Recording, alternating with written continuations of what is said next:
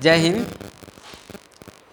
तो देखिए बच्चे, आज हम लोग क्लास 7 का एक टॉपिक पढ़ना है हम लोग के, घातांक और घात, है ना। घातांक और घात, एक्सपोनेंट्स एंड इंडेक्स, ठीक है। तो सबसे पहले घातांक और घात की विशेषता हम लोग जानते हैं, देखते हैं घातांक और घात की विशेषता होती क्या है, क्या होता है ना। उसके बाद क्वेश्चन आंसर को देखें कि मतलब किस ढंग से आता है क्वेश्चन और रहता है आपको लोग बनाने के लिए, ठीक है। तो देखिए, यदि किसी शून्य संख्या a और n बार परस्पर गुना किया जाए तो उसे a गुने a डॉट डॉट n बार लिखा जाता है। तथा इसे हम लोग का कैसे सूचित कर सकते हैं, सूचित यानी कि a के पावर n भी हम लोग इसको लिख सकते हैं, जहाँ n एक पूर्णांक संख्या होती है ना। अब दूसरा है कि a को आधार तथा n को घातांक कहते हैं, है ना। a जो होगा से आपको आधार हो जाएगा, आधार ना, और n जो होगा तो आपको घातांक हो जाएगा, ठीक है।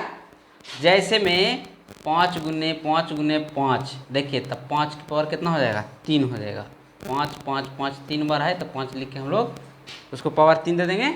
अब देखिए ये है 2 2 2 2 3 4 बार गुना, 2 के पावर कितना हो जाएगा, 5, है ना। इसी प्रकार से तीसरा है कि किसी भी संख्या का घात 0 हो तो उसका मान 1 होता है, यानी कोई भी संख्या के घात 0 हो तो उसका मान 1 हो, चाहे कितना बड़ा भी संख्या हो। जैसे 24 के पावर 0 तो एक मान 1, 26 के पावर 0 तो एक मान भी 1, 250 के पावर 0 तो एक मान भी 1, है ना। जैसे 5 के पावर 0 तो 1, 6 के पावर 0 तो 1, 8 के पावर 0 तो एक मान भी 1 ही होगा।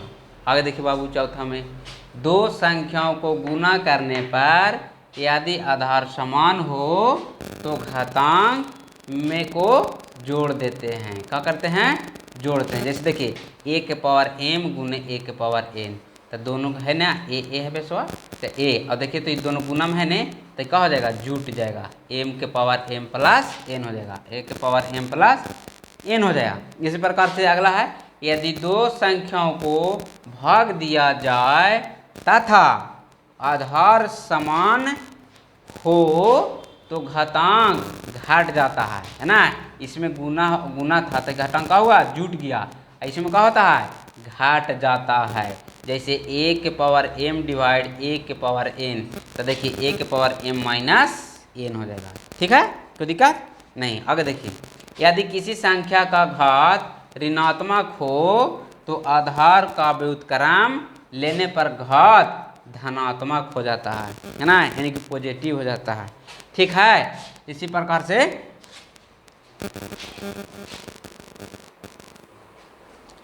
देखिए बाबू, उसी प्रकार से कुछ इसमें फॉर्मूला होता है। जैसे a के power n equal to 1/a के पावर n हो जाएगा, है ना। इसका फॉर्मूला ये हो जाएगा। और दूसरा हो जाएगा a के पावर m और इसको पावर भी n, तो a के पावर mn हो जाएगा, है ना। अब देखिए a के पावर n बटा b के पावर n बराबर क्या हो जाएगा बाबू, तो a बटा b, आई दोनों के पावर n था तो एक पावर हो जाएगा n। इसी प्रकार से a के पावर n गुने b के पावर n, तो ये क्या हो जाएगा, ab के पावर n हो जाएगा, ठीक है। तो आज भर इतना ही। अगला क्लास में हम लोग इसको से क्वेश्चन आंसर रिलेटिव देखेंगे। तो थैंक यू, धन्यवाद, बहुत बहुत धन्यवाद आप लोग बाबू। तो आप वीडियो को शेयर और लाइक ज़रूर किया कीजिए और कमेंट सेक्शन में कमेंट ज़रूर किया कीजिए किस ढंग से माना आप लोग को कंटेंट अच्छा लगता है या नहीं लगता है। बहुत बहुत धन्यवाद।